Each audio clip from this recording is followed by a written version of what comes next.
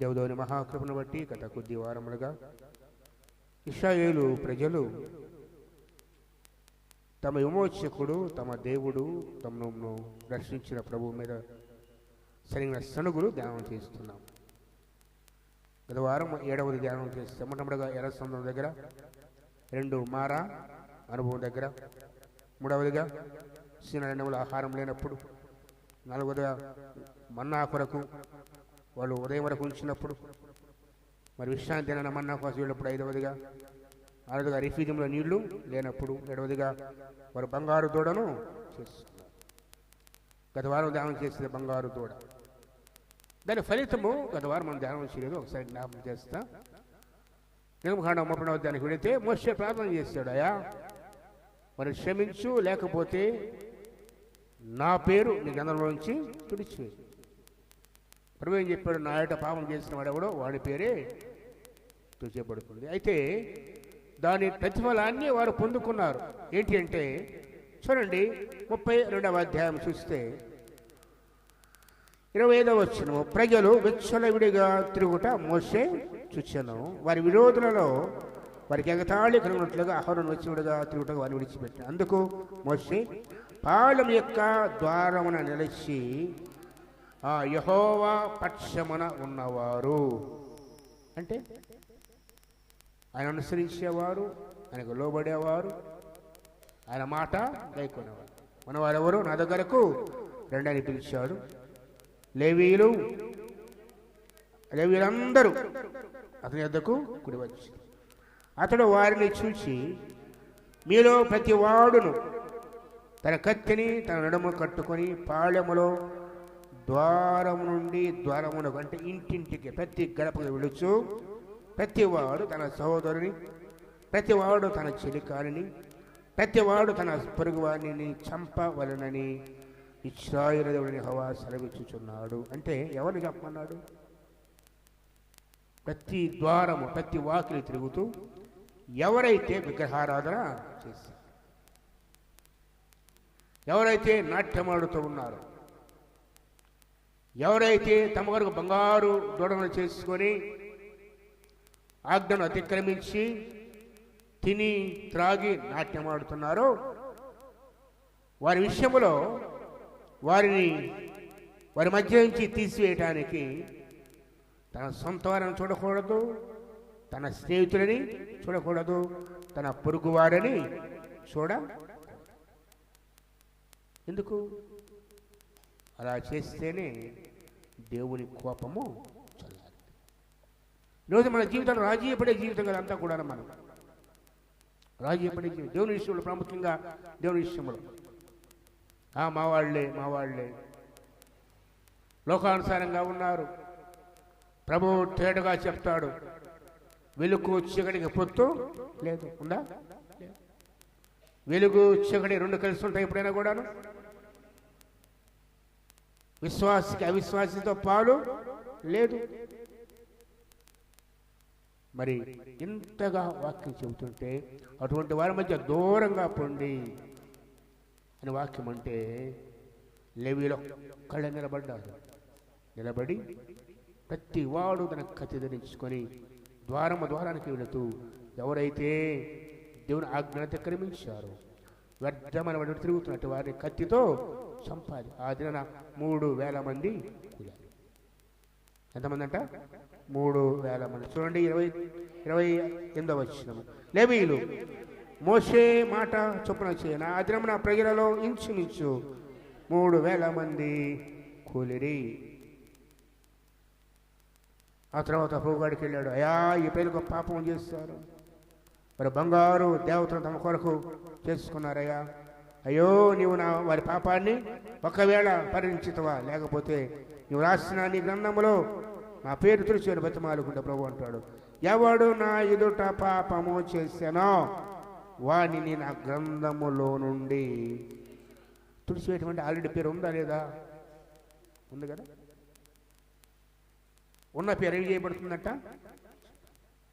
పేరు లేకపోతే చూడడానికి ఏం లేదు. అనగా నువ్వు ప్రభువును అంగీకరించి రక్షణ పొందిన పిదప మన పేరు ఎక్కడ రాయబడతాయి?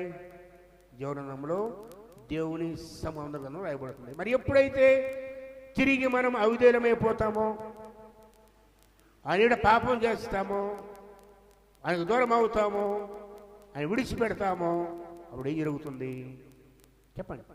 మన పేరు తుడిచివేసే పరిస్థితి ఏంది?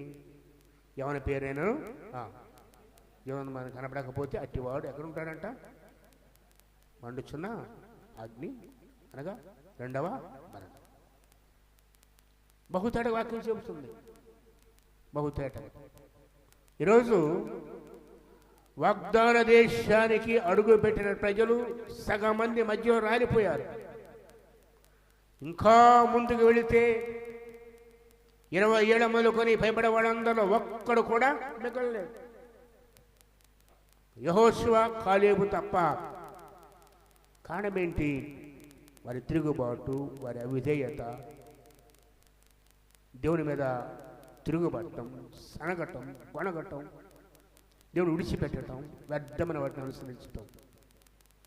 ఈరోజు వాక్యం జ్ఞాపకం చేస్తుంది. మనం కూడా విశ్వాసశాస్త్రంలో ఉన్నాం.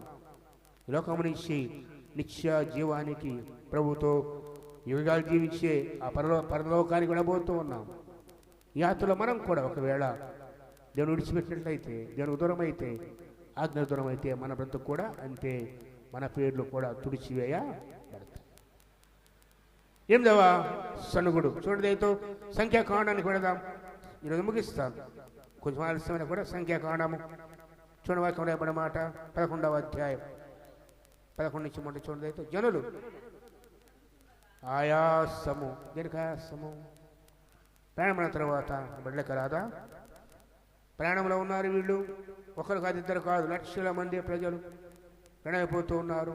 నడకదారినే జనులు ఆయాసమును గూర్చి సనుగుచుండగా అది యెహోవాకు వినే దేవుడు. ఎవరు కదా? మన దేవుడు కదా. ఆయన వినే దేవుడు. ఎప్పుడు మర్చిపోవద్దు, మన సనుగులు ఇవెవరికి వినబడవు. మన గొణిగే గొణుగులు, మన హృదయంలో ఆలోచించే యోచనలు, మన అతిక్రమాలు ఎవరికి తెలియని అనుకుంటాం. కానీ వాక్యం ఉంటుంది, వారి సనుగులు యెహోవా వినెను. వినేం చేశారు చూడండి. యెహోవా దాని వినినప్పుడు దేని విన్నాడు ఆయన? స్తుతించడమా, ప్రార్థించడమా, ఆరాధించడమా? వారి సనుగులు. స్తుతి వినే దేవుడు, ప్రార్థన వినే దేవుడు, మన ఆరాధన అంగీకరించే దేవుడు, మన సనుగులు కూడా వినేవాడుగా ఉన్నాడు. అందుకే మన నోట వచ్చే ప్రతి మాట, మన హృదయంలోని ప్రతి తలంపు ఆయన ఎరిగి ఉన్నాడు. ఆయన విని ఆయనకు కోపము రగులు కొనెను. ఒక మాట చెప్తాను. వాళ్ళు ప్రార్థించుంటే ఏం చేసేవాడు? ప్రార్థనకు జవాబు ఇచ్చేవాడు. వారు స్తుతించి ఉంటే సంతోషించేవాడు. వారు ఆరాధించి ఉంటే మహిమపరచబడేవాడు. వారు సడిగితే ఏమొచ్చింది ఆయనకి? దేవునికి కోపం తెప్పించే పనులు కొన్ని ఉన్నాయి. చెప్పండి, కొన్ని చెప్పండి. 7 ఆయనకు ఏంటి అవి? చూపులోనే గర్వం ఉంటుంది. చూసారా? దేంట్లో? చూపులో అహంకార దృష్టి, కలలాడే నాలుక, నేపథ్యం చెప్పే చేతులు, కిడు చేయడం త్వరపెట్టే పాదాలు. ఇవన్నీ కూడా యెహోవాకు హేయములు. అంటే అసహించుకుంటా. దగ్గర కూడా రానీయుడు. దగ్గర కూడా ఫస్ట్ పెట్టింది గర్వమే. దేని చూసి గర్వపడతాం మనం? మనకున్న ఆస్తితో, అధికారము, మనకున్న స్థితి. ఎన్ని రోజులు ఉన్నదా స్థితి? చెప్పండి, ఎన్ని రోజులు ఉండదంటారు? రోజులు గడిచే కొద్దీ మన బలం తగ్గిపోద్ది, ఆరోగ్యం తగ్గిపోద్ది, అందం తగ్గిపోద్ది.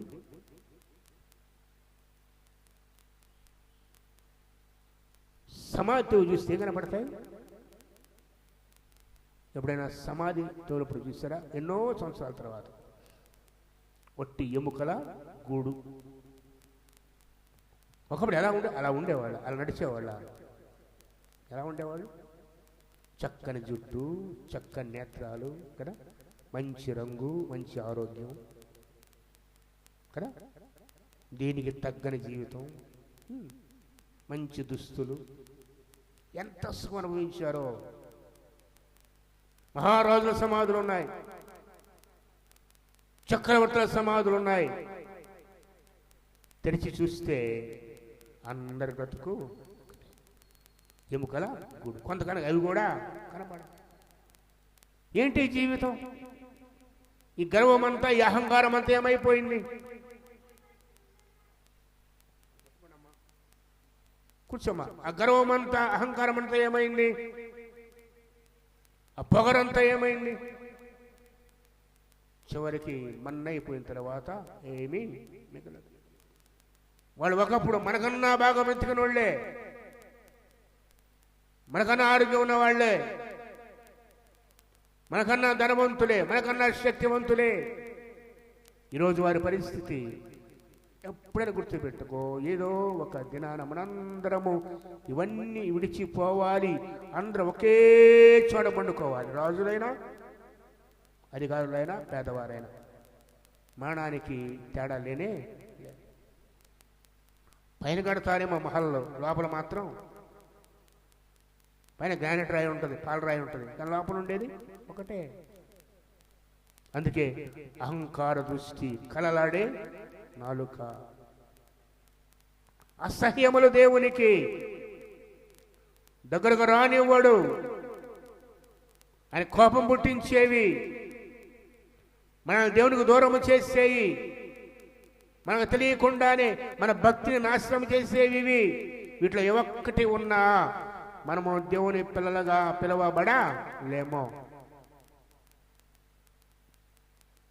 పరిశీలించుకోవాలి. ఇశ్రాయేలు ప్రజల మార్గంలో ఉన్నారు, ప్రయాణం అది. వారు వెళుతుంది దేవుడు వాగ్దానం చేసిన పాలు తేనె ప్రవహించే దేశానికి. మార్గంలో ఆయాసము. ఎర్ర సముద్రంలోకి వస్తే శనిగారు, నీళ్లు చేదుగా ఉన్నాయని శనిగారు, నీళ్లు లేవని శనిగారు, ఆహారం లేదని శనిగారు.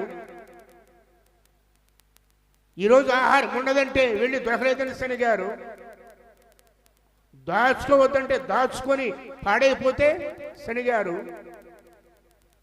అడుగడుగున సనుగులే. ఇదా నీ దేవుడి నుంచి నాకు కోరుకుంటుంది? మనమున్న స్థితిలో మనసారా స్థుతించి, ప్రభా ఈరోజు ఎందుకో ఎక్కువ నాకు ఇచ్చావయ్యా, ఈ స్థితిలో నన్ను ఉంచావు, నీకు స్తోత్రాలు తండ్రి, నీకు వందనాలు ప్రభా, కనికరించు, నీ కృపను నాకు తోడుగా ఉంచు అని ప్రార్థిస్తే ఎలా ఉండేది మన జీవితం? ఎలా ఉండేది ఇశ్రాయేలు జీవితము? సనిగి నశించారు, చావుకు దగ్గరైన వాడు. చెప్పంటారా? వ్యాధి కన్నా మరణాన్ని కలిగించేది మన సణుగులు. దేనికన్నా? వ్యాధైన నిదానంగా తీసుకెళ్తేమో కానీ సణుగులు తొందరగా నాశనానికి. మరొకొంత పత్రిక ఒక్కసారి, మరొకొంత పత్రిక ఒక మాట జ్ఞాపకం చేస్తాను. మరొకొంత పత్రిక 10వ అధ్యాయంలో గత వారము ఇశ్రాయేలు ప్రజలు ఎర్ర సముద్రంలో బాప్తిస్మం చదువుకున్న వాక్య భాగంలో తర్వాత కొన్ని శ్రేష్టమైన మాటలు ఉన్నాయి చూడదైతో. అయితే ముందు నుంచి చూడండి, కొంచెం ముందుకెళ్ళండమ్మా. అందరూ ఆత్మ సంబంధమైన ఒకే ఆహారం ఏదది? మన్నా, అదే క్రీస్తు అదృశ్యము. అందరూ ఆత్మ సంబంధమైన ఒకే పానీయము, ఆ నీరు, ఆ బండలో ఉంది క్రీస్తు అనే బండ. ఎలయనగా ఈ బండ ఏంటంటే తమను వెంబడించిన ఆత్మ సంబంధమైన బండలో తాగిన ఆ బండ క్రీస్తే. అయితే అంటే అయితే అనమాట భయంకరమైన నేమయ గురించి ఏమన్నా తెలుసు? నయమాను పరాక్రమశాలి, యెహోవా జయమిచ్చాడు, అయితే అతడు కుష్ఠరోగి.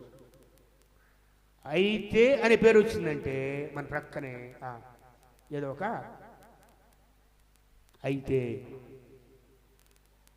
ఒకే ఆహారం దేవుడిచ్చింది, ఒకే పానం వెంబడించిన బండ, ఆ బండ క్రీస్తు అని చెప్పుకొచ్చి, అయితే వారిలో ఎక్కువ మంది, కొద్ది మందా తక్కువ మందా? ఎక్కువ. వీళ్ళంతా సంఘంలోని వాళ్ళే, యెహోవా సమాజము, యెహోవా సేన.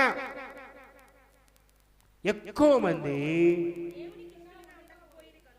ఎలా ఉండాలి, ఎలా ఉండకూడదు? దేవునికి ఇష్టలుగా ఉండాలి. కానీ వీరు దేవునికి ఇష్టలుగా ఉండక,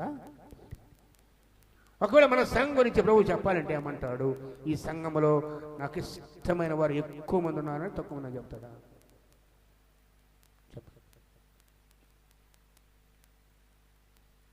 ఈ సంఘంలో ప్రభు సాక్షి చెప్పాలనుకుంటే ఒక్కో సంఘాన్ని పేరు పిలుస్తాడుగా. యెరూషలేము సంఘం దూత, స్మరణ, సార్డిస్, తోతైరా, ఫిలదెల్ఫియా కదా, లవోదికీయ, ప్రతి సంఘాన్ని పేరు పిలుస్తారు కదా. మరి మన సంఘం గురించి ప్రభు పేరు పిలిస్తే ఏమంటాడు? ఈ సంఘంలో నాకు ఇష్టమైన వారు లేదా నాకు ఇష్టము లేని వారు అంటాడా? ఆలోచించి ఒకసారి. అయితే వారిలో ఎక్కువ మంది దేవునికి ఇష్టలుగా ఉండకపోయిరి గనుక అరణ్యములో సంహరింపబడిరి. ఏమైంది? సంహరింపబడిరి. వాడు ఏం చేశారంటే ఆశ, దురాశ. ఏం ఆశించారు వారు? వారు ఆశించిన ప్రకారము మనమును చెడ్డవాటిని ఆశింపకున్నట్లు ఈ సంగతులు మనకు దృష్టాంతములుగా ఉన్నవి. ఏ సంగతులు? ఇప్పుడు చెప్పుకున్న 10. ఎందుకు ఈ వాక్యం తీసుకున్నామంటే ఇలా మనము ఉండకూడదని దృష్టాంతములుగా, వారు ఆశించినట్లుగా మనము దురాశకు దూరంగా ఉండాలి. ఇదే మాట జనులు తింటకు, తాడు, కూర్చుంటే ఆడుటకు. ఎక్కడ ఉంది మాట? ఇంకా మనం ఇప్పుడు ఉంది కదా, అదే మాట గుర్తు చేస్తున్నారు. అని వ్రాయబడినట్లు వారిలో కొందరి వలె మీరు ఏముండకూడదు. అంటే దేన్ని పూజించారు వాళ్ళు? పేరు మాత్రం యెహోవాయే. పైన ఒక పక్క చెప్తున్నాడు ఆయన, నేను తప్ప ఉండకూడదని చెప్తున్నాడు, ఏ రూపాన్ని చేసుకోవడానికి చెప్తున్నాడు, కింద చేస్తూనే ఉన్నారు. అంతేకాదు, మరి గొప్ప విచారమైన సంగతి అంటే ఆ ఎద్దుకు, ఆ దొడలకు, ఆ బొమ్మలకు యెహోవా అని పేరు పెట్టారు. ఏం పేరు? వీటికి బంగారు చేయబడ్డ విగ్రహాలు. ఇది అనేకులు పొరపడుతుంది అక్కడే. మేము వెళ్ళేది చర్చికే కదా, మేము వెళ్ళేది యేసయ్య నామానే ప్రార్థన చేసేది కూడా. కాకపోతే ఆడ పూజ చేస్తాం, కాకపోతే మనకు కొన్ని ఆచారాలు ఉంటాయి అంతే. ఇదే మాట అక్కడ కూడా. అందుకే ప్రభు అంటున్నాడు, వారి వాళ్ళని ఆశించొద్దు, వారి వాళ్ళ సనగొద్దు, వారి వాళ్ళ విగ్రహానికి దూరంగా. మన వాక్యానికి పెడదాం. చూడండి, సంఖ్యాకాండము 11. జనులు ఆయాసమును గూర్చి సనగూచుండగా అది యెహోవాకు వినబడెను. యెహోవా దానిని వినినప్పుడు, మామూలుగా అయితే ప్రార్థన చేస్తే ఏం చేసేవాడు? సహాయం చేసేవాడు. సణిగితే విన్నాడంటే కోపం రగులుతుంది. ఆ కోపం ఎలా ఉందంటే, యెహోవా అగ్ని వారిలో రగులుకొని ఆ పాళెములో ఒక కొన నుండి తగలబెట్టడం మొదలుపెట్టింది. ఏంటది? యెహోవా అగ్ని. ఏ ఏ సమయాల్లో అగ్ని దిగి వస్తుంది చెప్పండి? ఏ ఏ సమయాల్లో ఆకాశం నుంచి అగ్ని దిగి వస్తుంది? ప్రాముఖ్యంగా ఒక వ్యక్తి చేత అంగీకరింపబడే అర్పణ కదా. కయ్యను హెబ్రీ కూడా నిజంగా దాదాపు రాయబడలేదు, కానీ దేవుడు అర్పణ అంగీకరించాడు. చూశాడు కయ్యను, హేబేలు యొక్క అర్పణ అంగీకరించబడింది. అగ్ని వచ్చి దహించింది, సంతోషించాడు, ఇతనేమో దుఃఖపడ్డాడు. గిద్యోను దగ్గర, అలాగే సంసోను యొక్క తల్లిదండ్రులు మనోహ దగ్గర అర్పణ. ఏలియా ఏ పర్వతం? అది హోరేబు పర్వతం మీద. ఆకాశం అగ్ని దిగి వచ్చి అంగీకరించింది. సొలొమోను ప్రార్థన చేస్తే ఆకాశం అగ్ని వచ్చి ఆ మనస్సు ఆ బలిపీఠంలో ఉన్నటువంటి బలిని దహించింది. అదే దేవుని సన్నిధి మహిమపరచబడే అగ్ని కూడా కొన్నిసార్లు దేవుని తీర్పుకి కారణమవుతుంది. పరిశుద్ధాత్మ దేవుడు దిగిరాగా అగ్ని నాలుకలు కదా, అగ్ని నాలుకలు. ఏలియా ఆకాశానికి పోతుంటే అగ్ని రథము గుర్రమును పోలింది. కానీ అదే సొదొమ గొమొర్రా మీద అగ్ని గంధకములు కదా. సొదొమ అదే అగ్ని. దేవుడు కనికరిస్తే అగ్ని, ప్రభు అంటాడు అగ్ని మీకే హాని. అగ్నిడంలో ఉండే ముగ్గురు ఎవరు? షడ్‌మిశ్రబంధువులు. అనే జరిగింది అగ్ని లేదు. అంగీకరింపబడే అగ్ని, కాపాడే అగ్ని, తగలబెట్టే అగ్ని. ఇప్పుడు ఈ అగ్ని ఏం చేస్తుందంటే పాళెములో ఒక మూల మొదలైంది. అది ఎవరు పుట్టించిన అగ్ని? యెహోవా పుట్టించిన అగ్ని. అది కోపాగ్ని. అగ్నికి పేరేంటి? కోపాగ్ని. చూడండి, రేపటి మాట చూద్దాం. యెహోవా అగ్ని వారిలో రగులు కొనినందున ఆ చోటికి తబేరా అనగా మంట అని పేరు పెట్టబడింది. ఇది 8వ తిరుగుబాటు. ఇక 9వది ప్రాముఖ్యమైనది. ఇక 10వ దాంతో ముగిసిపోతుంది. ఈ 9వది దాని కంటిన్యూషనే 4వ వచనం. వారి మధ్య ఉన్న ఎవరి జనము? మిశ్రిత జనం. అంటే అర్థం ఏంటి చెప్పండి ఎవరైనా కూడా? మిశ్రితము. మామూలుగా మిశ్రితం అంటే అర్థం ఏంటి? రాగులు సజ్జలు మొత్తం కలిపి. ఇప్పుడు ఏముందంటే అంత ఒక గోధుమలు కాకుండా అన్ని కలిపి తింటే ఆరోగ్యం అంటున్నారు. ఏంటి? సజ్జలు, రాగులు, వరిగలు మొత్తం కలిపి తింటున్నారు. దాన్ని మిశ్రిత ఆహారం. మరి జనముల మిశ్రితం ఏంటి? ఐగుప్తులో 400 ఏళ్ళు వీడు ఊరకుండా లేదు. యోసేపు చనిపోయాడు. యోసేపుని ఎరిగిన రాజు వచ్చాడు. ఈ మధ్యలో ప్రజలు ఆ దేశంలో జీవిస్తూ ఇరుగు పొరుగు వారితో సంబంధాలు కలుపుకున్నారు, విగ్రహారాధికులతోటి. దేవుని ప్రజలు ఒకవైపు దేవుడు బ్రతకాలంటే ఆ మాత్రం ఉండాలి. అందరితో మంచిగా ఏం చెప్తారు? బ్రతకాలంటే ఆ మాత్రం కలిసిపోకపోతే ఎట్ట? ఇది లోకం కదా. మనం చెప్పే జవాబు ఇది లోకం కదా. ఆ మాత్రం కలుసుకొని పోకపోతే బతకలేం మనం. దీని ఫలితంగా ఏ జనం వచ్చారు? మిశ్రిత. బైబిల్లో పదే చెప్పబడింది, మీరు అన్యుల దగ్గరికి పోవద్దు, వారి స్నేహం చేయొద్దు, వారి భోజనం చేయవద్దు, వారితో కలియకూడదు, మీ కుమార్తె వానికి ఇవ్వకూడదు, మీ కుమారు వానికి ఇవ్వకూడదు, వారు తమ దేవతల దగ్గర మిమ్మల్ని తీసుకువెడతారు అని చెప్పాడు. సొలొమోను చేసిన పాపం కూడా అయితే వృద్ధాప్యం ఉండగా తన భార్యలు తన విగ్రహాల దగ్గరికి తీసుకెళ్ళారు. మిశ్రిత జనమనగా ఇశ్రాయేలుకు ఐగుప్తులకు పుట్టిన పిల్లలు. వీరు ఎలా ఉంటారో తెలిసి మిశ్రిత జనము? కాసేపు దేవుడు, కాసేపు విగ్రహాలు. ఇక అన్ని దేవుళ్ళు సమానంగా చూశారు అక్కడ. ఇదంతా కూడా ఇప్పుడు వీళ్ళకేం కావాల్సి వచ్చిందంట? మాంసాపేక్ష. అసలు బల్లి ఇటం తింటాం, బల్లి ఇటం తింటాం. అందుకే ఈ మిశ్రిత జనం ఏం చేశారు చూడండి, మాంసాపేక్ష అధికముగా. ఈ అధికము అనే మాట మర్చిపోవద్దు. అధికమనగా ఎక్కువగా. ఏం కోరిక కలిగింది వీళ్ళకి?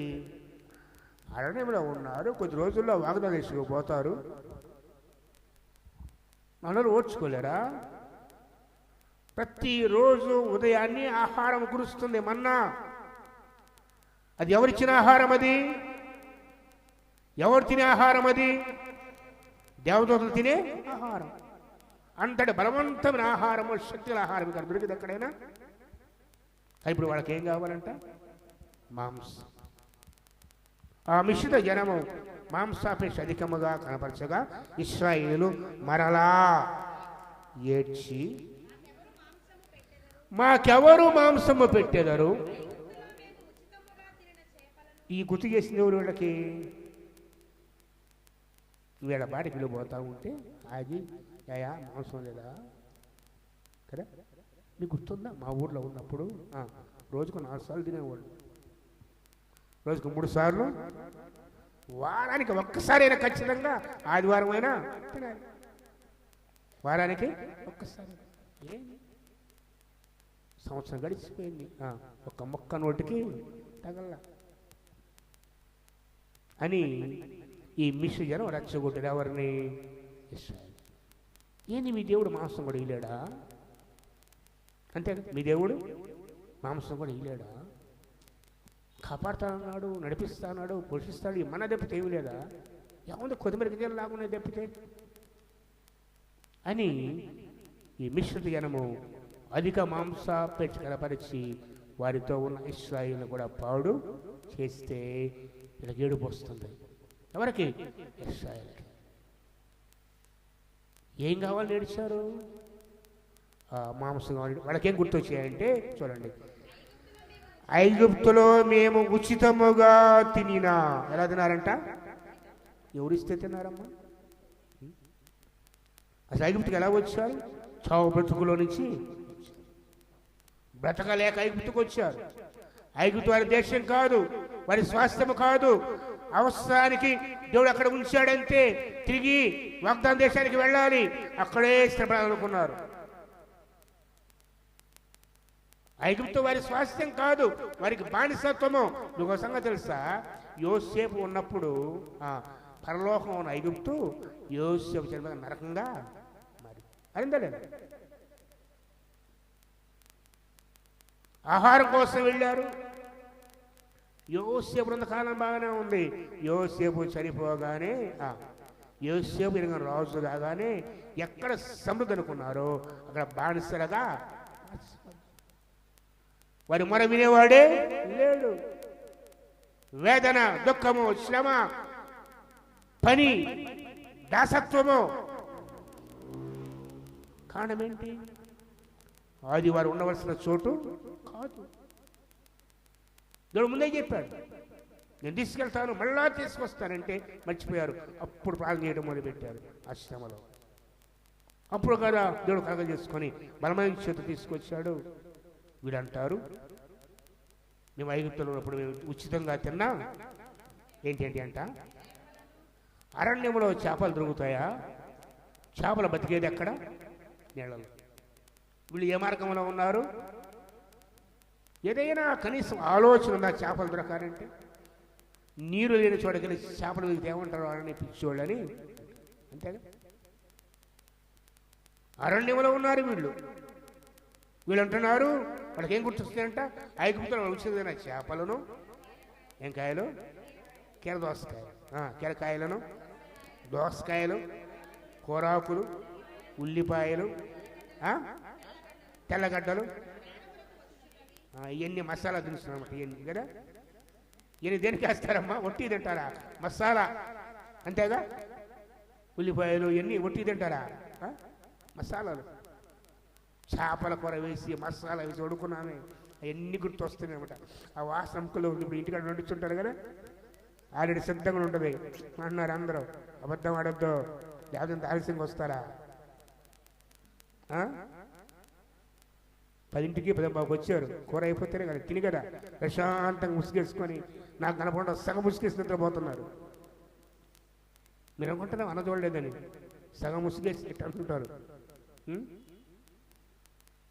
మనకు ఎన్ని గుర్తొస్తున్నాయి. అంతెందుకు, 1 గంట ఆలస్యం అయితే మీరు అనుకుంటారు. ఏం గుర్తొస్తాయి మీకు కూడా? ఇంటికాడ ఉన్న అన్నము, కూర, ఆ మసాలా గుర్తురావా? 1 గంట ఆలస్యం అయితే 1 గంట దాకా వాక్యం చెప్తానే ఉన్నాను అనుకోండి, ఆ వాసన ముక్కులు తగులుతూ ఉంటుంది. వాస్తవం అది.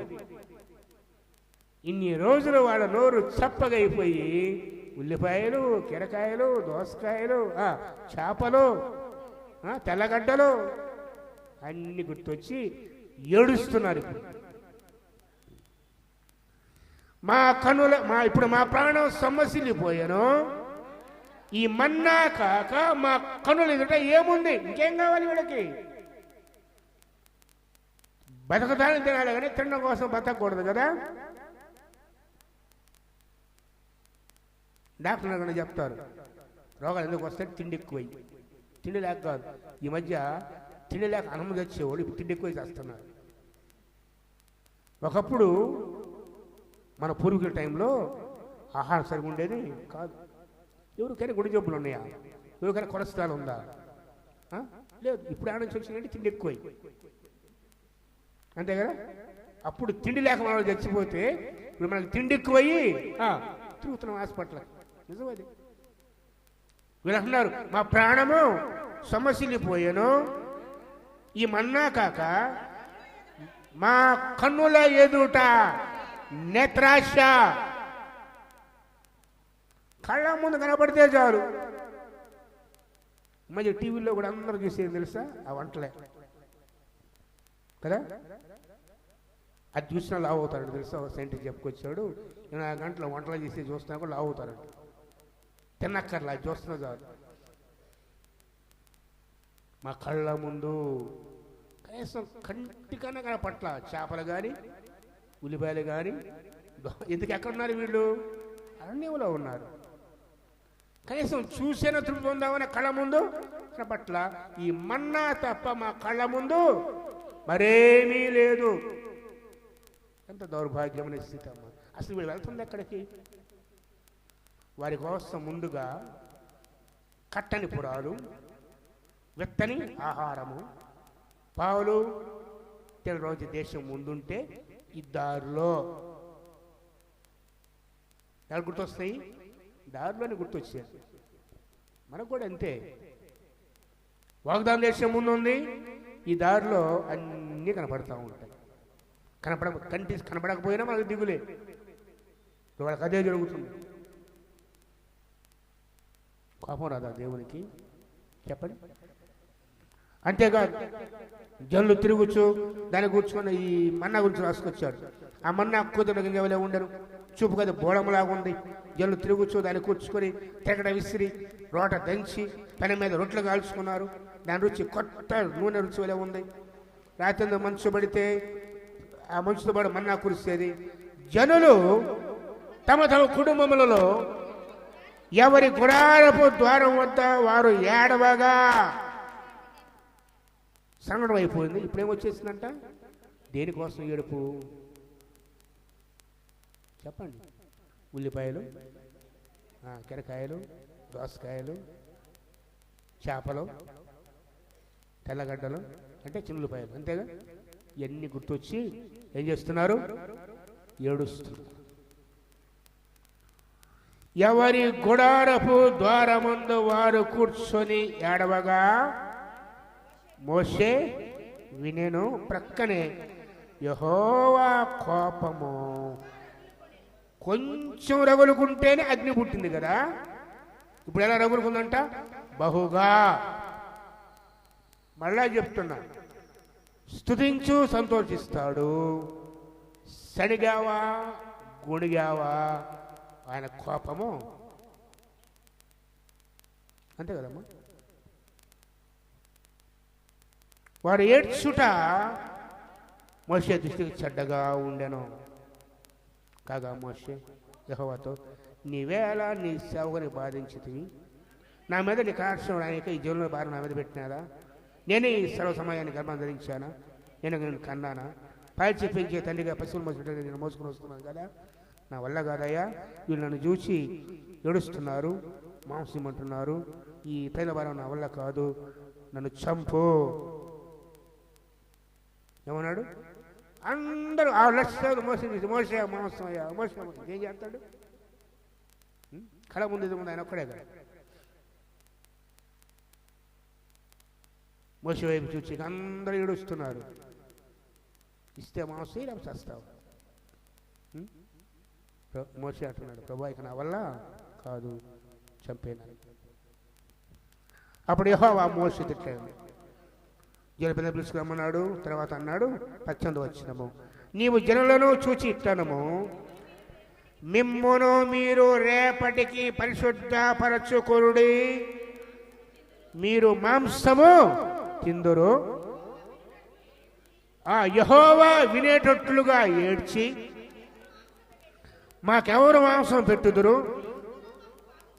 ఐగుప్తులో మాకు బాగానే జరిగింది. ఎక్కడ బాగా జరిగిందంట? ఐగుప్తులో మాకు బాగానే జరిగింది అని మీరు చెప్పుకుంటారు కనుక. అంటే ఇంకా రాయబడలేదు కానీ చాలా మాట్లాడారు కదా. ముందు రాయబడలేదు కానీ ఏడ్చేట ఉంది కానీ ఐగుప్తులో మనకు బలి జరిగింది కదా. వాళ్ళ ఏడుపులు గుర్తురాలా, వారి దాసత్వం ఎట్టి చాకిరి గుర్తురాలా, వాళ్ళ బిడ్డలు చంపింది చంపారా లేదా? మోషే ఒక మాట, మోషే ఎలా బతికాడు? నీటిలోంచి తీయబడ్డాడు, తల్లి దాచిపెట్టింది. ఎంతమంది బిడ్డలు చనిపోయారు? ఈ గుర్తు, వాడి కడుపు కోత గుర్తురాల. మనకు బాగానే జరిగింది కదా ఐగుప్తులో అని మీరు అన్నారు కదా, అని నేను విన్నాను. నాకెవరు మాంసం పెడతారు అన్నారు కదా. చూడండి, యెహోవా మీకు మాంసం ఇచ్చును, మీరు తిందురు. వినండి, 1 రోజు కాదు, 2 రోజులు కాదు, 5 రోజులు కాదు, 10 రోజులు కాదు,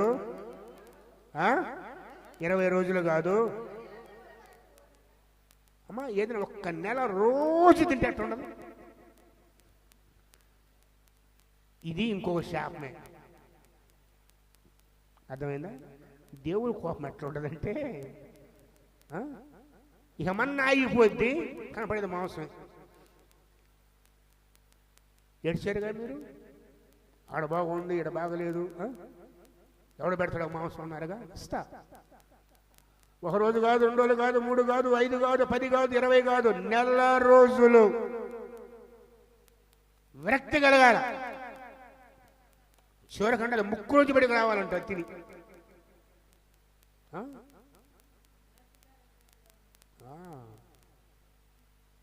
ఇది ఆశీర్వాదం కాదు, ఇది ఏంటిది? తెగులు, శాపము. మీరు ఆశీర్వాదం అనుకుంటారేమో జాగ్రత్త. దేవాస్తమైన 4 రోజులు ఇచ్చేవనుకుంటారేమో జాగ్రత్త. ఏమైపోద్ది కడుపు, ఏమైపోద్ది ఆరోగ్యం, చేస్తారు. అర్థమైందా? అధికంగా మాంసాపక్షి కదా. దేవుడికి తెలుసు ఎప్పుడు ఏది ఇవ్వాలో. అవునా? ఎంత ఇవ్వాలో దేవునికి తెలుసు. నువ్వు ఎంత తింటే బ్రతుకుతావో దేవునికి తెలుసు. ఎప్పుడు ఇవ్వాలో కూడా దేవునికి తెలుసు. నువ్వు అధికము అధికము అధికము అన్నావంటే అది మన కీడుకే కానీ మేలుకి కాదు. ఏదైనా సరే దేవుని నియమాలు ఉన్నాయి, పద్ధతులు ఉన్నాయి. ఆయనలో ఉంటే ఆ నియమము ఆ పది చొప్పున ఇస్తాడు నీకు బ్రతకడానికి. దురాశ, దీన్ని దురాశ. చూడు వాక్యం ఎప్పుడే మాట, 1 కాదు, 2 కాదు, 3 కాదు, 5 కాదు, 10 కాదు, 20 కాదు, నెల దినాల వరకు అనగా అది మీ రాశికారం నుంచి వచ్చి మీకు అసహ్యం పుట్టేదాకా మాంసం చూస్తే విరక్తి కలగాలి. మీరు తిందురు. ఎలాగనగా మీ మధ్య ఉన్న యెహోవా నిర్లక్ష్యము చేసి ఆయన సన్నిధిని ఏడ్చి ఐగుప్తు నుంచి ఎందుకు వచ్చామని నేను అనుకున్నారు అని అన్నాడు. మోషే అడుగుతున్నాడు, అయ్యా ఇంతమంది 6 లక్షల మంది పాచాలు ఉన్నాయి కదా అంటే చేపలు తేవాలా, పిట్టలు తేవాలా, ఎట్లా ఎట్లా అంటే ప్రభు అంటాడు, యెహోవా బాహుబలము తక్కువైందా? నా మాట నీడల నిలబడి చూస్తామంటాడు. తెల్లవారేసరికి చూడండి వాక్యం మాట 30వ వచనం. అప్పుడు మోషేయు ఇశ్రాయేలు పెద్దలు పాలనకు వెళ్ళి తరువాత ఎక్కడి నుంచి? యెహోవా సన్నిధి నుంచి ఒక గాలి. ఎవరు పంపిన గాలి అది? ఈ గాలి పని ఏంది? ఎక్కడెక్కడ సముద్రంలో పరిశుభ్రం తీసుకొచ్చి వాళ్ళ ముందు వేయాలి.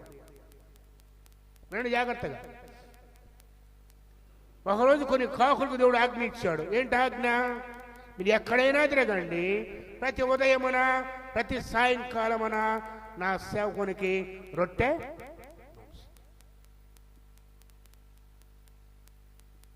నాకు అర్థం కాదు, కానీ అది పచ్చి మాంసమా వండిన కూర తెలియదు కదా. రొట్టె అయితే బాగుంది, మాంసాన్ని ఏం చేయాలి? కలవాలా, లేకపోతే వండాలి. మరి బైబిల్ రాయబడలా తేగానే పొలాలు ఏరుకొని పొయ్యి ముట్టించి ఉడుకున్నాడు ఐడియా అంటే సిద్ధపరచిన ఆహారం, అంతే కదా. అలాగే యెహోవా సన్నిధిలో నుంచి ఒక గాలి వెళ్ళింది. ఎక్కడి నుంచి వెళ్ళింది? నిద్రపోతున్నారమ్మా, నిద్ర ఒక బాధ బాగా డీప్ మీద ఏం పనులు చూసుకుంటారు, తోలుతున్నారు. యెహోవా సన్నిధిలోంచి ఒక గాలి వెళ్ళి ఏం చేస్తుంది? ఈ గాలి సముద్రం మీద నుంచి పూరేడు పిట్టలను తీసుకొచ్చి పాళెము చుట్టూ ఈ ప్రక్క ఆ ప్రక్క ఎంతంట? దాదాపుగా 10 కిలోమీటర్ల దూరం. ఒక 10 కిలోమీటర్లు నడవలేరా రోజుకి ఒక మనిషి ఈజీగా? అంటే దాదాపు 7 నుంచి ఇటు పోతేనేమో 10 కిలోమీటర్లు అంటే త్రాగుకుంటా దాటి ఇంకా ఇటు పోతే చుట్టూ పాళెము చుట్టూ ఒక రోజు ప్రయాణం దూరమున పురేళ్ళు. అక్కడక్కడ కాదు, ఎంత ఎత్తున? భూమి మీద 2 మూరల ఎత్తున కొప్పలు కొప్పలు కొప్పలు కొప్పలు పడ్డాయి. ఏం చెప్పాడు? మీరు మీకు అసహ్యం కలగాలి, మీకు విరక్తి కలగాలి అన్నాడు కదా. ఇది ఆశీర్వాదం కాదు, ఇది ఏంటది? కోపము. ఇంకో రీతిగా కోపం ఇది. ఎందుకు? చెడదాన్ని ఆశిస్తాయి, ఇస్తాడు. తెలుసా మీకు? కొన్నిసార్లు మనం ఏం చేస్తామంటే మన జీవితాల్లో దేవుడి చిత్తాన్ని వెతకకుండా నిర్ణయించుకొని, ప్రభువా ఇదిగో ఇది చెయ్యని ఉపవాసం ఉండి బలవంతంగా ప్రార్థన చేస్తాము, ఇస్తాడు. ఆ తరువాత దాని ఫలితాన్ని అనుభవిస్తాం. ఇప్పుడు జరిగింది అది, అది జరుగుతుంది. అదే మాంసం కావాలని ఏడ్చారు, దేవుని బలవంత పెట్టారు, కోపం రేపారు, ఇచ్చాడు. అది ఆశీర్వాదము కాదది దేవుని ఉగ్రత. అది మేలుగా కనబడుతుంది కానీ అది మేలు కానే కాదు. ఒక దిన ప్రయాణం అంతా వారి చుట్టూ పుర్రెలు వచ్చి పడ్డాయి. దేవుడు పంపించాడు. వాటిని చూడగానే ఎంత సంతోషం వేసిందో. బా, ఎన్ని రోజులకి ఒక్కొక్కడు లేచి కూర్చుకున్నాడు, వండాడు. ఆ మొక్క వాళ్ళ నోట ఉండగానే, వాళ్ళ పళ్ళ మధ్య ఉండగానే యెహోవా కోపము ఏం జరిగింది? చెప్పండి. ఇచ్చింది ఆయనేగా. ఇచ్చింది ఎవరు? దేవుడు. మళ్ళీ ఎందుకు కోపం వచ్చింది ఆయనకి? చదవండి ఒకసారి, దానికి ముందు వచ్చింది ఒకసారి. కావున జనులు ఇక అదే పని. మనకు కానీ చెరువు వస్తే పిల్లలు ఏడుంటారు, అంతా పిల్లలు పెద్దలు నీళ్ళ చేపలు పట్టుకుంటారు. ఉదయం సాయంత్రం ఉద్యోగాలు పనులు మన ఆడుంటారు. అట్నే ఆ దినమంతా, ఆ రాత్రంతా, మరుసటి దినమంతా లేచి తెచ్చి కొప్పలేస్తున్నారు. కూరలను కూర్చుకొని చూడరి. తక్కువ కూర్చున్నవాడు ఎంత? 100 తూములు కొలత. తరువాత వారు అంతేకాదు, ఎండబెట్టారు. పరిచయం పడటం అంటే ఏం తెలుసా? తినురుకోల మిగతా కోసి ఎండబెట్టారు. చుట్టూ చుట్టూ పరిచారు. ఎందుకు? అడగబోద్ది కదా. రేపుడికి మళ్ళీ ఇస్తాడో ఈడో కలిసి ఎన్ని అనేది అన్నాం. ఏం చేశారమ్మా? అది మన బతుకులే ఆడ కదా. చుట్టూ పాళెం చుట్టూ పరిచిరి. తర్వాత ఆ మాంసము ఇంకా వారి పండ్ల సందులో ఉండగానే అది నమలక మునిపే. నోట్లో కూడా పోవాలా, పళ్ళ మధ్య గొంతులో కూడా పోవాలా. ఎందుకు? ఈ అన్నారుగా. వారి పండ్ల సందులో ఉండగానే యెహోవా కోపము. ఎంత విచారం కదా. సనగాల, కొనగాల, ఏడవాల. మిశ్ర జనం చేసిన పని ఎవరు తెచ్చిన కిడిది? మిశ్ర జనం ఒక ఆశ్చర్యపోయారు.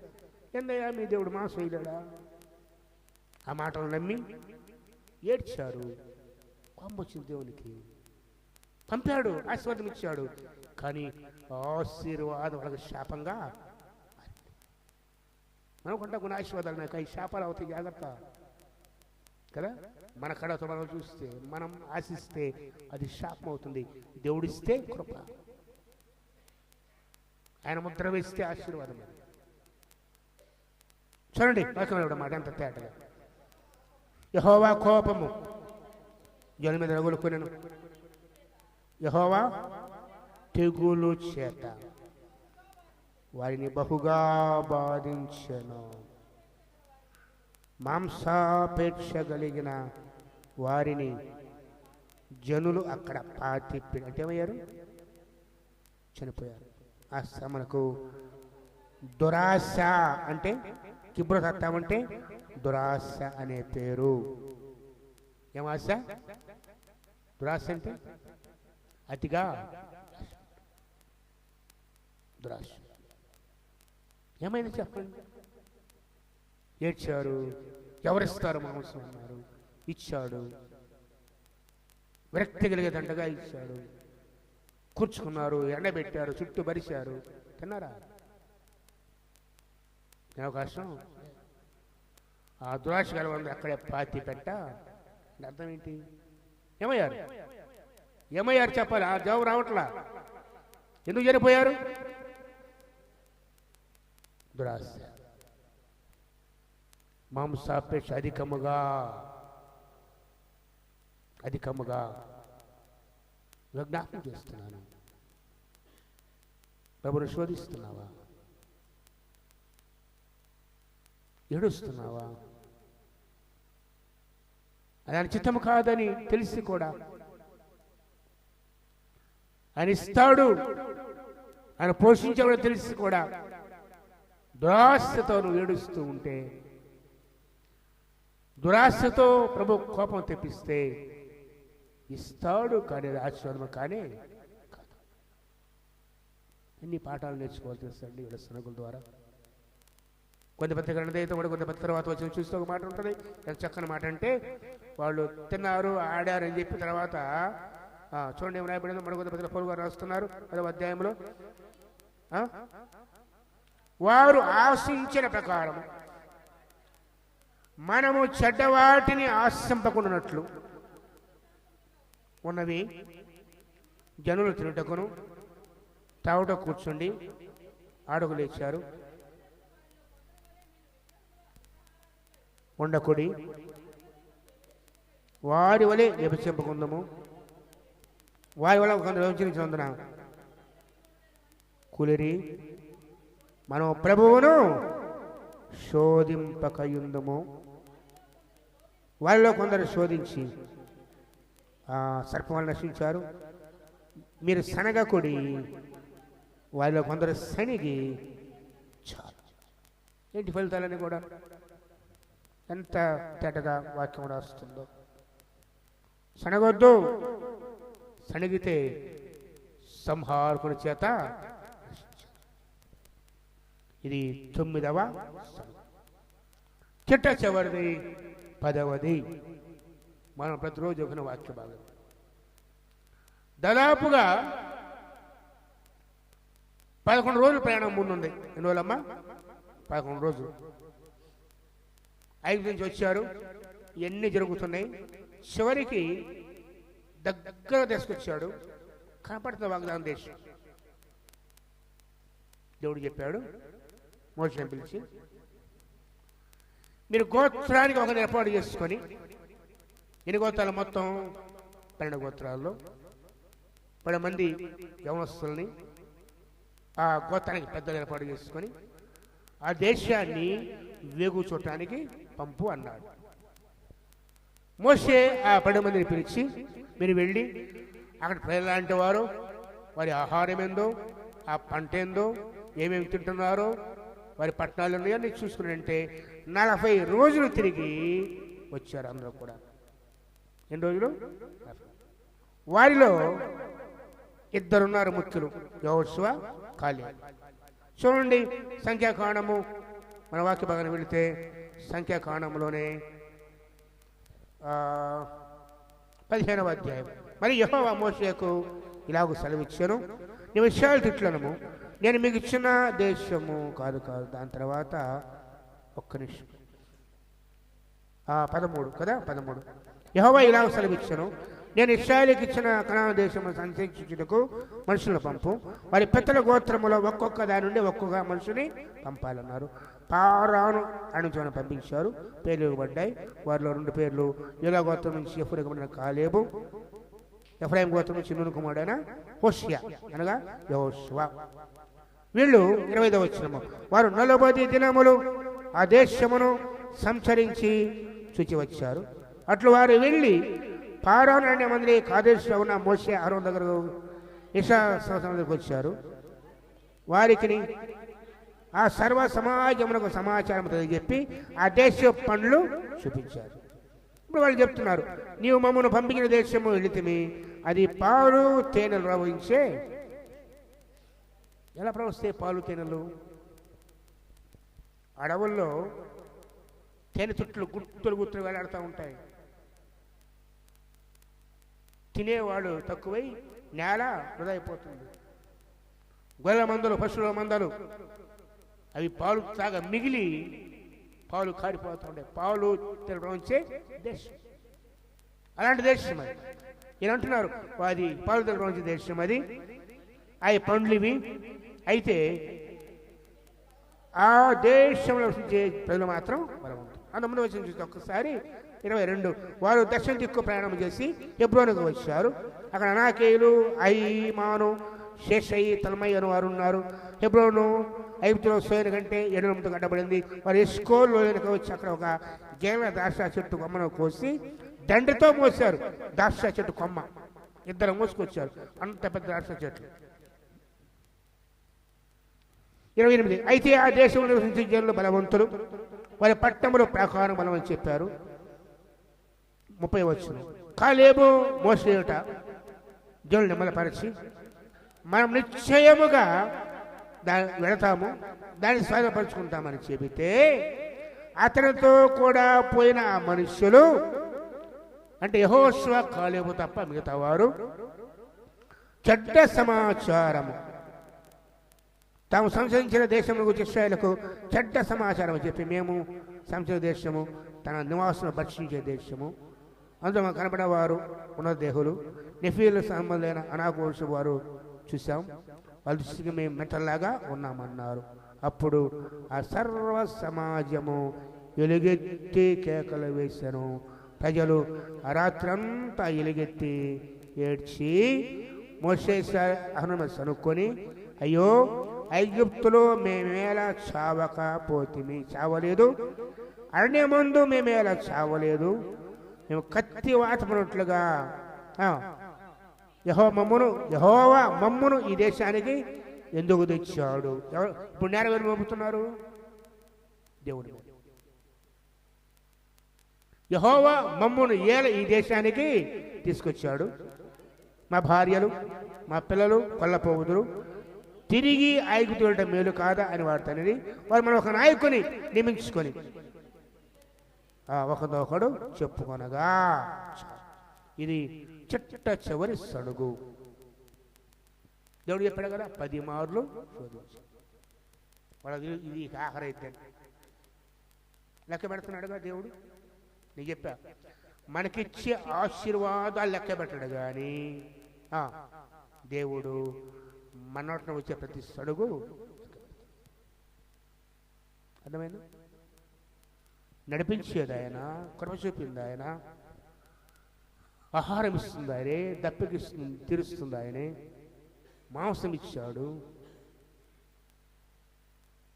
పగలు మేఘస్తంభము, రాత్రి అగ్నిస్తంభము.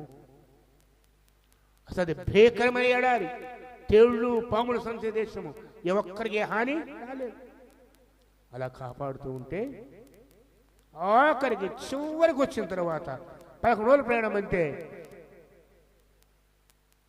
దేవుడి మీద తిరగబడి అసలు యెహోవా మనకు ఎందుకు తీసుకొచ్చాడు? నువ్వు అక్కడేలా సావలేదు, అరడంలో సావలేదు. ఒక నాయకుడు నియమించుకొని తిరిగి వెనక్కి పోదాం. తిరిగి వెనక్కంటే ఎక్కడికి? ఐగుప్తుకి. ఐగుప్తు జనం తప్పించబడ్డారు. వాళ్ళు దేవుడు సహదేవతలు తిరుపతిచ్చాడు. చనిపోయిన ఐగుప్తుల శవాలు ఎర్ర సముద్రంలో చూచారు. ఎర్ర సముద్రం పాయలు చేయబడింది.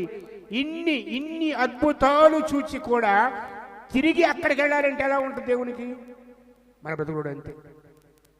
ఒకప్పుడు పాపములో శాపములో దాస్యములో ఉన్నప్పుడు నిన్ను నన్ను దేవుడు ప్రేమించి కనికరించి నా రక్తముతో కడిగి రక్షణ మనకిచ్చి నిత్యత్వం తీసుకెళ్తుంటే మరలా మనం ఏమంటాం తెలుసా? ఇది కాదు, ఆ రోజులే బాగున్నాయి. ఏ రోజులు?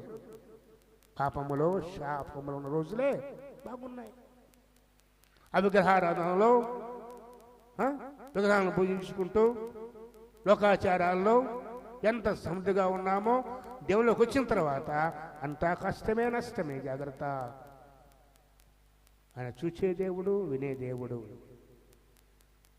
ఈరోజు అనేక మంది తిరిగి వెనక్కి వెళ్ళాలని చూస్తున్నారు ఈ విశ్వాసం నుంచి.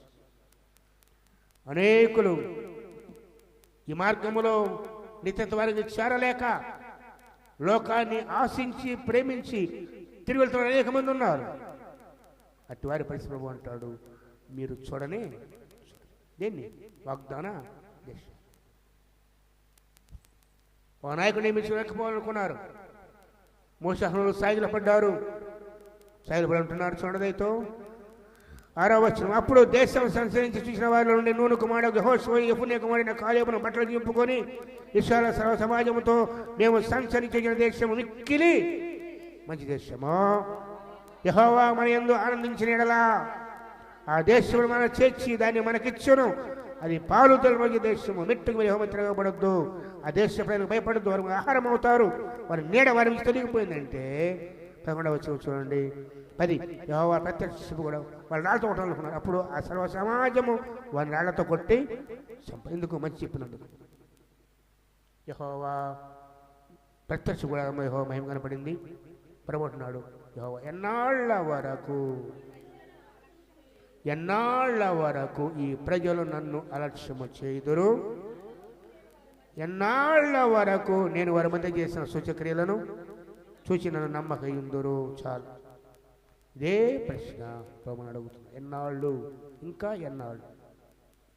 ఇన్ని అద్భుతాలు ఆశ్చర్యకరాలు చూసి కూడా ఇంకా నువ్వు దేవుడు దూరమైపోతూ ఉంటే, సరుగుతూ ఉంటే జాగ్రత్త. ఇది ఆఖరి అవకాశం అవుతుందేమో. ఎన్ని అద్భుతాలు చూస్తాం మన జీవితాల్లో, ఎన్ని ఆశ్చర్య కార్యములు, ఎన్ని గడాంధకారములు మనం చూస్తాం. వాటన్నిటిలో ప్రభువుని కాపాడేది గుర్తులేదా? మర్చిపోవటం పాపం కదా. మర్చిపోవటం పాపం. ఏదైనా మర్చిపోగాని దేవుడు చేసిన మేళ్ళు, ఆయన చేసిన ఉపకారంలో దేనిని మరొకము. మర్చిపోయే ఆ రోజు ప్రజలు ఎలా పాపం చేస్తున్నారు. వారి దృష్టంతా కూడా ఈ రోజు మీదే. గతకాలం అంతా ఎలా కాపాడు, ఎలా నడిపించాడు, ఎలా తోడుగా ఉన్నాడు, నేను అద్భుతాలు చూశారు వాళ్ళు. వారి జీవితకాలం అంతా ఆయన కృప ఎలా ఉంది, ఆయన సంరక్షణ, కాపుదల అన్నీ మర్చిపోయి ఈ రోజు తగ్గితే చాలు. మనం కూడా అంతే కదా. ఈరోజే మనకందరికి కూడా గడిచిన కాలం అంతా ఎన్ని మేలు చేసినా గుర్తుండవు నీకు నాకు. ఈరోజు దేవుడు ఇచ్చాడా? ఈరోజున కష్టం, ఈరోజున శ్రమ, ఈరోజున వేదన, ఈరోజున సమస్య తప్పితే గడిచిన కాలమంతటిలో ఎలా కాపాడడం మర్చిపోతున్నాం. ప్రభువున్నాడు, ఎన్నాళ్ల మట్టు నేను సహించాలి? ఇదే ప్రశ్న ఈరోజు నీకు వచ్చిన అవసరం అడుగుతున్నాము. జాగ్రత్త. ఇలాంటి జీవితం నీలో నాలో ఉందేమో జాగ్రత్త. ఒకవేళ ఈరోజు నీవు నేను సనిగే సనుగు మన ఆకలి ఉందేమో జాగ్రత్త. లెక్క పెడుతున్నాడు ఆయన.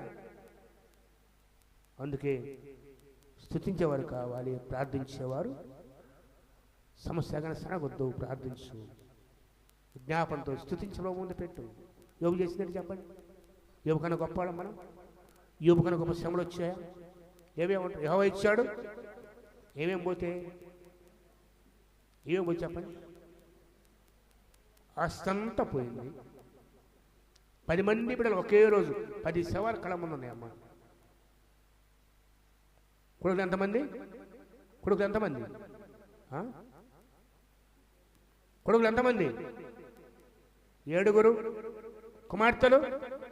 మొత్తం ఎక్కడున్నారు ఇప్పుడు? మామూలు చదువు కాదు, మేడ కూలి చితికిపోయి ఉన్నారు ముందు. ఏ తండ్రి అన్నమాట మాట్లాడేది మాట?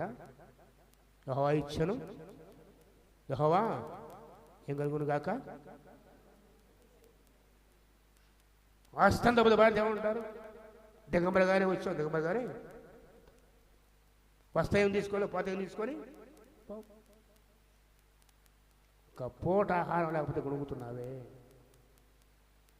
ఒక చిన్న సమస్య రాగానే దేవుని దూషిస్తున్నావే, దూరమైపోతున్నావే. ఇక్కడ కాదు అక్కడ, అక్కడ కాదు ఇక్కడ, విగ్రహాలు పరిగెత్తున్నావే. దేవుని సన్నిధికి రాకుండా విగ్రహాలే వెంట, దయ్యాలు వెంట పరిగెత్తున్నావే.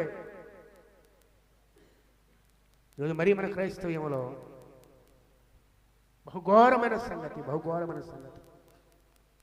దేవుడు తెలిసిన కుటుంబాలే. మనం వినుకోండి నుంచి వస్తా ఉన్నా బైబిల్ క్లాస్ నుంచి. సాయంత్రం 4 అయింది.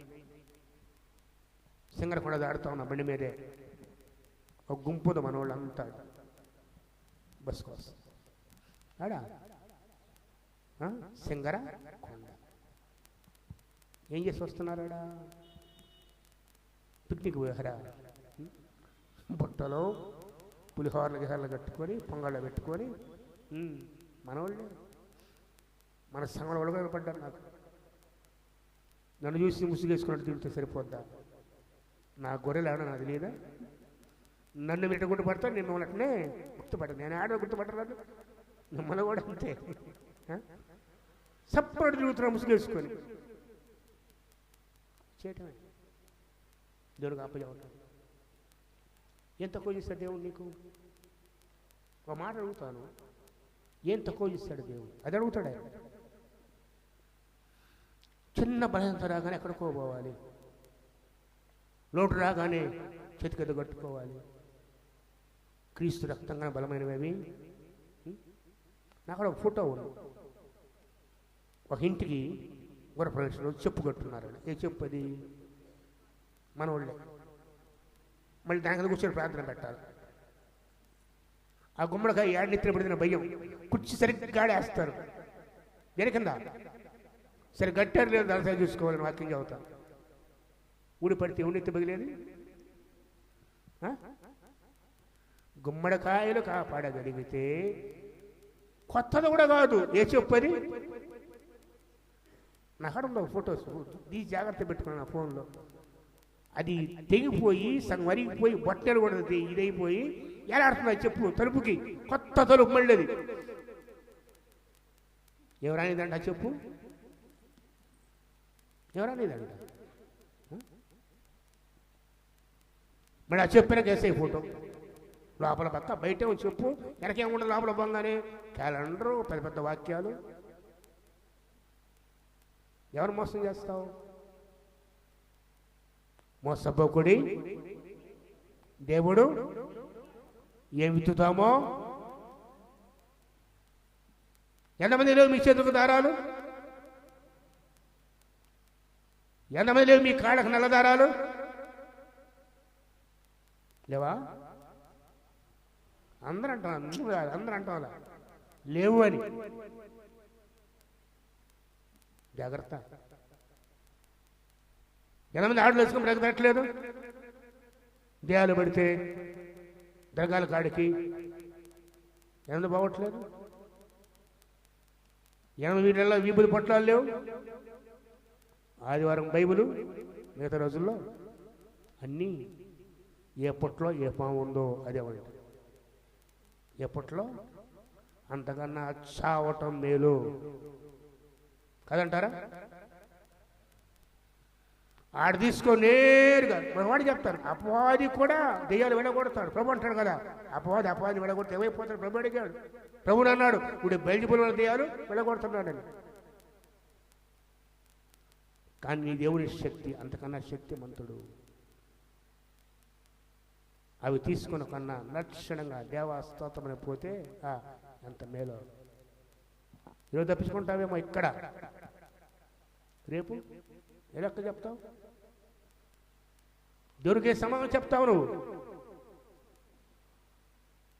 అటు ఇటు తీసుకెళ్ళి ముసుకొని నోట్లు వేసుకొని విగ్రహారాలకు సంబంధించిన ఎవరు చూడకుండా వద్దని చెప్పలేవు ధైర్యంగా, ఇంట్లోకి రానేవో.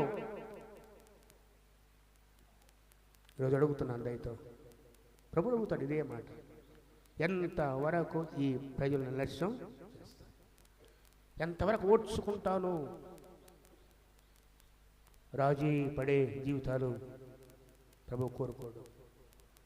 ఆయన కోసం బ్రతికేవాళ్ళు కావాలి, నిలబడేవాళ్ళు కావాలి, రోషం కలిగిన వాళ్ళు కావాలి, ప్రభుని సేవించేవాళ్ళు కావాలి, మనసారా సేవించేవాళ్ళు కావాలి. గొరిగేవాళ్ళు సరిగా పరిస్థితి అంతా కూడా ఈ 10 మంది జీవితాలే. చూసాం కదా, 10 మంది 10 సార్లు ఎంతమంది చనిపోయారు, ఎంతమంది నశించారు. సడిగి ఆశించి దురాశ. ఈరోజు మన జీవితాల్లో ఇలాంటి బ్రతుకులుంటే దేవుడు ఇచ్చిన తృప్తి పొందకుండా అధిక ఆశ కనపరిచి ఏడుస్తున్నావా? జాగ్రత్త. దేవుని శోధిస్తున్నావా? జాగ్రత్త. దేవుని ఆయాస పెడుతున్నావా? జాగ్రత్త. అలాంటి స్థితి ఉంటే ఈరోజు పశ్చాత్తాపడదాం. ప్రభువా, తెలిసి తెలియక ఈరోజు కూడా నేను శోధించాను, మీ మీద సనిగాను తండ్రి, కానిది కోరుకున్నాను. ప్రభువా క్షమించు, మీ చిత్తాన్ని వెతికే జీవితం నాకు కావాలి. మీరు ఆమోద ముద్ర వేస్తేనే నాకు ఆశీర్వాదం. ప్రభువా, మీ చేత వచ్చిన మన్నానే నాకు ఆశీర్వాదం, ఆరోగ్యం. అది నువ్వు విసిగించి సణికి తీసుకున్న మాంసం నాకు అది ఏమవుతుంది? శాపంగా, తెగులుగా మారుతుంది. మీరిస్తే నా ప్రార్థన కదా, మా అనుదాహరణ మాకు దయచేయండి. పరిశీలించుకుందాం. ఈ 10 సార్లు సణిగారు, నశించారు. 10వసారి దేవుడు అంటాడు, ఊహిస్తాను మళ్ళీ ఒక్కసారి ప్రభు అంటున్నాడు, ఈ 10వసారి శని మనం చేయమని తెలుసా? ఈ 10 మార్లు చూడండి, మనము 14, 20. యెహోవా నీ మాట చెప్పని శ్రమించాను, అయితే భూమి అంతా ఉంది. 22, నేను ఐగుప్తులోను అరణ్యంలోను చేసిన సూచనలను నా మహిమను చూచిన ఈ మనుషులందరూ ఈ 10 మారులు నా మాట వినక నన్ను పరిశోధించి. ఎవరు పరిశోధించారు? వాస్తవానికి దేవుడు పరిశోధించారు, మనం దేవుడు పరిశోధిస్తాం. పరిశోధించి కాగా వారి పితరులకు ప్రమాణం చేసిన దేశానికి వారు చూడరు. నిర్లక్ష్యం చేసిన వాళ్ళు ఎవడో దాన్ని. తర్వాత 27, నాకు విరోధముగా సనుగుచుండు ఈ చెడ్డ సమాజమును నేను ఎంతవరకు సహింపవలెను? ఇశ్రాయేలు నాకు విరోధముగా సనుగులు నేను విని ఉన్నాను. నువ్వు వారితో యెహోవాకు ఏదనగా నా జీవము తోడు మీరు నా చెవిలో చెప్పినట్లు నేను నిశ్చయంగా నేను చేస్తాను. ఏంటంట? మీ శవములు అరణ్యములో రాలును. మీ లెక్క మొత్తం లెక్కబడేవారంతా 27 మొదలుకొని పై ప్రాయం కలిగి నా విరోధంగా వస్తున్న వారందరూ రాలిపోవుదురు. అయితే యెఫునే కుమారుడైన కాలేబును, నూను కుమారుడైన యెహోషువ తప్ప మిమ్మల్ని నేను ప్రమాణం చేసిన దేశానికి మీరు ఎవరు ప్రవేశింపలేదు నిశ్చయమో. అయితే మీ పిల్లలు తీసుకొని పోతాను, మీ శవాలు ఎక్కడే రాలుతాయి. ఈ 40 ఏళ్ళు మీరు చనిపోయే వరకు వాళ్ళు ఎక్క ఉంటుంది? రోజుకు 2000 మంది చచ్చిపోయేవాళ్ళు. 40 ఏళ్లలో 6 లక్షల మంది చచ్చిపోవాలంటే కలిసి రోజుకి 2000 మంది. చూడండి, ఆ లెక్క పెట్టిన వాళ్ళందరూ 27 మొదలుకొని వాళ్ళందరూ ఇద్దరు తప్ప, యెహోషువ కాలేబు తప్ప, చివరికి మోషే కూడా చూడలేదు కదా, మోషే కూడా చూడలేదు. ఒకసారి ఆలోచిస్తే అహరోను, మోషే, యాకోబు, అబ్రహాము, ఏలియా ఈ మరణాన్ని చూస్తే ఎంత ఆశ్చర్యం వేస్తుంది. ఆ రోజు దేవుడు అంటాడు, నువ్వు మోషేతో అంటాడు, మోషే నువ్వు అహరోను కుమారుడు కొండ మీదకి వెళ్ళండి. అహరోను బట్టలు తీస్తే కొడుక్కి చనిపోతాడు. కొండెక్కిపోయాడు ఎవరు? అహరోను. కొండ మీద తన యాజక వస్త్రాలు తీసి కొడుకు ఇచ్చాడు, వేసుకున్నాడు. అంతే. గమనించారు? ఇంక దిగి ఎంతమంది వస్తారు? ఇద్దరు. పోయింది ముగ్గురు, దిగొచ్చేది. ఎంత మంచి మరణం కదా. మోషే ఇదిగో పోయి చూడు, నువ్వు అడుగు పెట్టావు, నా మాట కాదన్నావు, ఇశ్రాయేలు ముందు నన్ను కనపరచలేదు, దోహులారు వినండి, మేము ఎవరంట? మేము. మరి ఈ రోజున మేము చేస్తున్న సభపరిశ్రమ మోషన్ అలా చేస్తే నీళ్లు కావాలంటే మొదటిసారి బండను కొట్టమన్నాడు, రెండవసారి దేవుడు అన్నాడు బండతో మాట్లాడు అంటే కోపం వచ్చి కరబట్టుకొని దోహులారా మేము ఈ బండకి వదిలిపెట్టి బండను కొట్టాడు. కోపం వచ్చింది దేవునికి. నువ్వు పేల ముందు నా పరీక్ష సమస్యలు కంటే అడుగు పెట్టమన్నాడు. మోషే బతిమలాడతాడు, నువ్వు మాట్లాడ పని లేదు. ఏమంటే తెలుసు దేవుడు, నువ్వు మాట్లాడా పని లేదు. ఓ కొండెక్కి చూడు, 120 సంవత్సరాల వయసులో చూపు తగ్గలేదు, కాలిసత్వ తగ్గలేదు. మొత్తం దర్శనం చూపిస్తాడు, మొత్తం ఎక్కడెక్కడ శరీరం ఉంటాడు చూపించి అక్కడే ఎవరికి తెలియకుండా చనిపోతాడు. దేవదూత అయిన మిఖాయిలు సమాధి కొండెక్కిపోయి. ఎంతటి చక్కని మరణం కదా అది. బైబిల్ చదువుతూ ఉంటే ఆశ్చర్యమేస్తుంది, ప్రభు ఇలా కూడా తీసుకుంటాడా కదా. మనం తీసిన మరణాలను ఎలా ఉంటాయి? మనసు మీద పడి ఏడ్చి రోజుకుంటూ అసహించుకుంటాం, ప్రమాదాలు. ప్రభు కనికరిస్తే అందుకే బ్రాహ్మణ ప్రార్థన చేస్తే బ్రాహ్మణ ప్రవచనం నీతి మంచి మరణం అంటే మరణం నాకు రావాలి. వచ్చిందా? ఎందుకు? దేవుని మాట వెళ్ళలేదు కాబట్టి. ఏలి అయితే అగ్ని రథంలో వచ్చి తీసుకుని పోయాయి, సుడిగాలి తిరుగుని పోబడ్డాడు. ఎంత శ్రేష్టమైన జీవితాలు కదా ఇవి. తన పైన పట్ల దేవుడికి ఎంత శ్రద్ధ కదా. మర్చిపోదేప్పుడు కూడా దేవుడు తన ఆశ్రయించాలని విడిచిపెట్టేవాడు కాదు. మనంలో కూడా మనకి దేవుడే, మనం తర్వాత కూడా ఆయన. ఎవరైతే ఆయనకు లోపడతారు, విధేయత చూపుతారు, ఆయన ప్రేమిస్తారు, ఆయన మాట శ్రద్ధగా ఉంటారు, ఆయన చోటు తొలగరు, సనగ గుణగక ప్రతి స్థితిలో స్తుతిస్తూ ఉంటారు, వారి పట్ల ఆయన కృపగా ఉంటుంది. ప్రభు వీళ్ళిద్దరు తప్ప ఎవరు వాళ్ళ అడుగు పెట్టారు. 6 లక్షల మంది నా వేళలో రాలిపోతున్నారు, సమాజం చేస్తున్నారు. కొత్త తరం వాళ్ళు వచ్చేదాకా నా వేళ్ళు తిప్పుతున్నాడు అక్కడే అక్కడ చివరి వాడుగా మోసి చనిపోయిన తర్వాత యోషును పిలిచి బయలుదేరి దాటిపోయింది. యోర్దాను మరలా పాయలేదు. 3 సార్లు పాయలేదు. ఎవరు తెలుసా? ఒకసారి కదమ్మా, ఎన్నిసార్లు? ఎక్కడెక్కడ జవాబు రావాలి. ఒకటేమో యెహోషువ, రెండవది ఏలియా, మూడవది ఎలీషా కదా. గుర్తులేదా? యెహోషువ యాజకుల పాదాలు తాగ్గానే యోర్దాను చిరిపోద్ది. ఏలియా వెళ్ళిపోయే సమయం వచ్చింది, బయలుదేరాడు. అయ్యా నేను బేతెలకు పోవాలి, నీ ఎంట వస్తానంటాడు. అలా 3 సార్లు 3 తిరిగి ఆఖరికి ఇరుకో దగ్గర పోగానే ఎరుకో దుప్పటితో కొట్టగా ఇరుకో చిరిపోద్ది. దాడుకుంటా దుప్పటి ఎలిషా మీద పడింది. ఏలియా దేవుడు ఎక్కడ మరలా దుప్పటితో కొట్టగానే యోర్దాను మరలా 3 సార్లు కదా.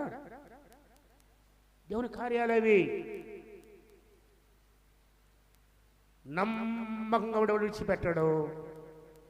గుణిగావా సణిగావా పరిస్థితి వేరుగా అది గుర్తు చేశారు.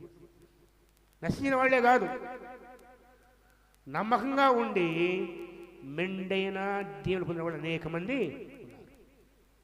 విడిచిపెట్టాడు ఆయన, విడిచిపెట్టాడు, పైన విడిచిపెట్టాడు, దోషం విడిచిపెట్టాడా, కాలు విడిచిపెట్టాడా, అవును వదలడా. జ్ఞాపకం చేస్తున్నాను, మనం చేయవలసిందల్లా అంతవరకు శ్వాసను కాపాడుకోవటమే. వాక్యం ప్రార్థన ఊపిరి కావాలి. వాక్యాన్ని చేతపడుకున్న జ్యోతుల్లాగా ప్రకాశించాలి. దేవరాత్రం ధ్యానించాలి వాక్యాన్ని. ఈ వాక్యమే మన పాదములకు దీపంతో వెలుగు కావాలి.